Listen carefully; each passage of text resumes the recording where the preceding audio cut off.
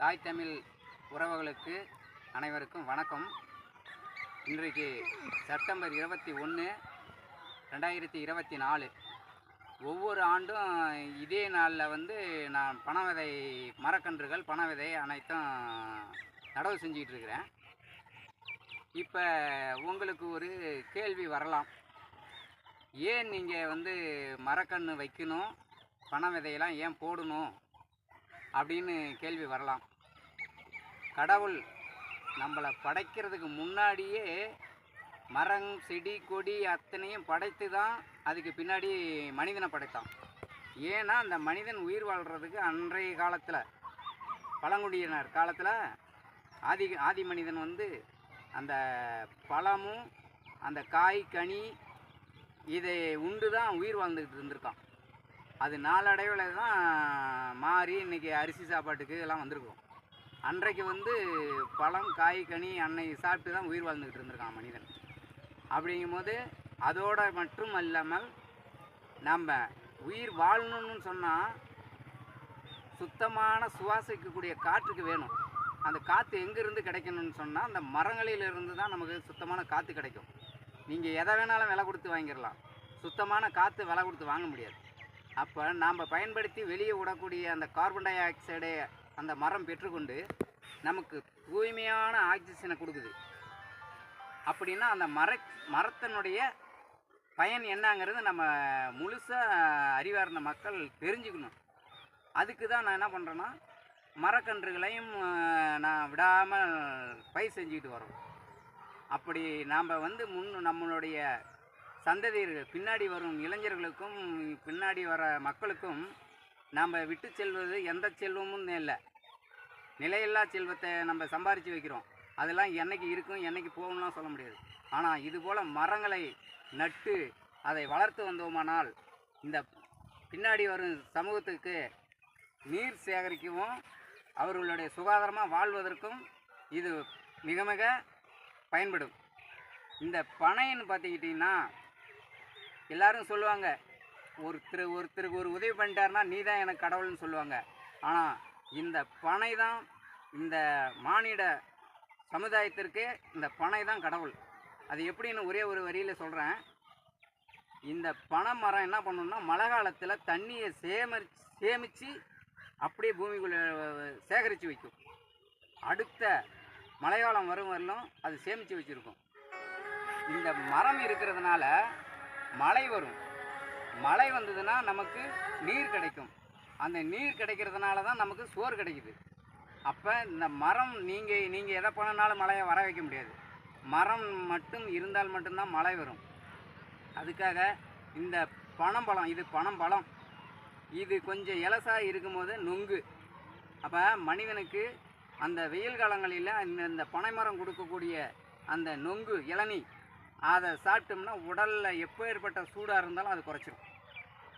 அதே போல் ரொம்ப பசி, அந்த காலத்தில் பனம்பழத்தை சுட்டு சாப்பிட்டா அது எவ்வளோ பித்தமாக, பசியில் பழம் சாப்பிட்டாக்க பித்தம் போகிற வாக்கில் போயிடும்னு சொல்லிடுவாங்க. அது மாதிரி இது பழம், இது விதை, இது காய வச்சு எடுத்து வச்ச விதை.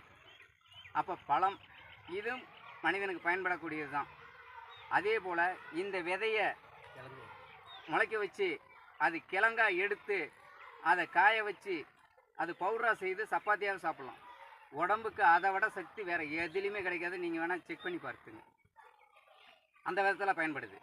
அதுபோல் இந்த பனைமரம், நீங்கள்லாம் மெத்தை கட்டி குடியிருக்கிறீங்க. மெத்தையை கட்டி குடித்து மனிதன் உடம்பு ஹீட் ஆகி இன்றைக்கி ஹாஸ்பிட்டலில் போய் செலவு வைக்கிறீங்க. அதுவும் இல்லாமல் பல பேரை வாழ வைக்கிறீங்க. என்னத்துக்கு?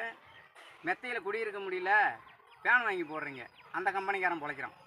ஏசி வைக்கிறீங்க, அந்த கம்பெனிக்காரன் பிழைக்கிறான். இது போல் நீங்கள் இருக்கிறீங்க. இந்த பனை மரத்தில் வீடு கட்டி பனை ஓலையில் கட்டி நீங்கள் வாழ்ந்து பாருங்கள்.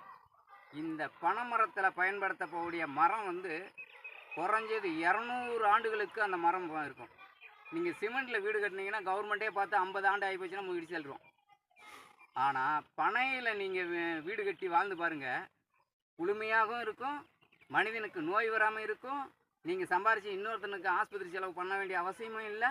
ஆனால் 200 ஆண்டு இந்த பனைமரம் அதை கெட்டு போகாமல் அந்த வீட்டில் அந்த மரம் அப்படியே வைரமாக நிற்கும்.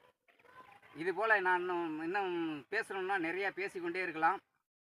இன்றைக்கு காலதாமதம் ஆகுதுங்கிறதுனால நாங்கள் பனை விதை இது நட தொடங்குகிறோம். முதல்ல இந்த பகுதியை சார்ந்த அண்ணன் காந்தி அவருடைய ஒத்துழைப்பால் இன்றைக்கு 5000 பனை விதை நாங்கள் இங்கே அவர் பகுதியில் பயிரிட உள்ளோம். அவர் எங்களுக்கு அந்த ஒத்துழைப்பை கொடுத்துருக்கிறாரு. அவருக்கு இன்று நன்றியை தெரிவித்துக் கொள்கிறேன்.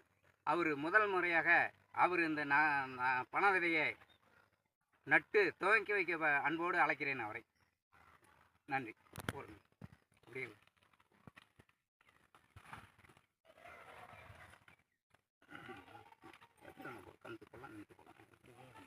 இதில் ஒன்று போடுங்க, அதில் ஒன்று போடுங்க. பார்த்து சரி போட்டுக்கிட்டே போங்க. பாருப்பா.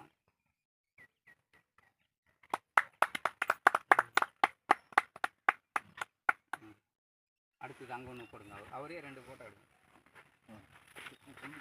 சரி போடுங்க, சரி போடுங்க. அடுத்தது அண்ணா.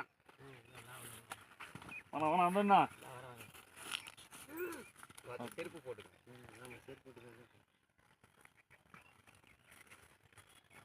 அது அம்மா நீங்க ஒரு விதை போடுங்க.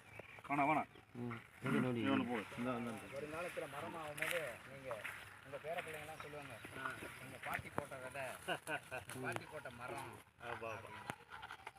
கட்டோட்டி எடுத்துகிட்டு போயிட்டு அடுத்து இந்த அம்மாவுக்கு ஒரு விதை போட சொல்லுங்கள்.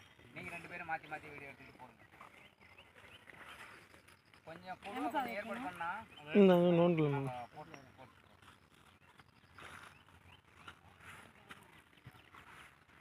சிக்கன் சாப்பிடலாங்களா?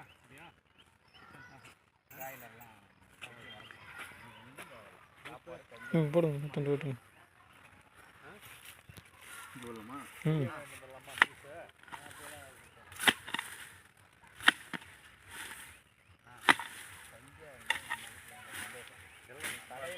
வந்து அவன் என்ன போடுறான், நேற்று எண்ணெய் போட்டானா, என்ன எண்ணெய் போட்டானாங்கிறது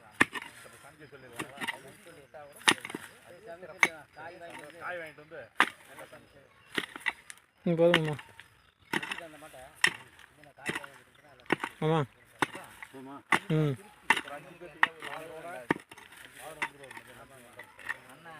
அண்ணா நீங்கள் செய்கிறீங்கிறதுனால நம்ம எதாவது உடம்புக்கு போதும்பா. போடுப்பா டக்குன்னு ஒரு விதைய. எண்ணெய் வரலாம் அந்த அம்மா போடுக்கா. அடுத்த குழி நீ நோண்டு. அடுத்து குழி நோண்டு நீ. முள்ளுக்குள்ள இருந்து கை குத்தி போட. அது நேராக போட. அப்படியே போட. ஒன்றும் அளவெல்லாம் மண்ணு தள்ளி அந்த மண்ணை அப்படியே போட. அதிலே போட அதிலே. சத்யராஜ் நீ ஒரு விதையை போட்ட ராஜனா போட்டோ வீடியோ அதிகமாக போயிட்டு இருக்குமாம்மா. போதும் கட் பண்ணி